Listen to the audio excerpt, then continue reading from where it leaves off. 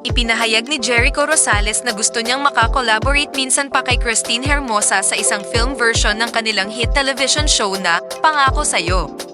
Sinabi ng aktor sa panayam kamakailan sa Cosmopolitan Philippines na sa tingin niya ay unfinished business ang adaptation nila ng soap opera series at maaaring magsilbing pamamaalam sa kanila ni Hermosa ang isang film version.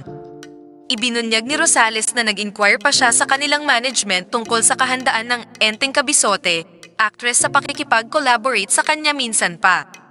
Kamakailan lang ay ipinaalam ko sa manager ko ang tungkol sa 25th anniversary ng Pangako Sa'yo dahil dati kaming nag-share ni Christine ng manager.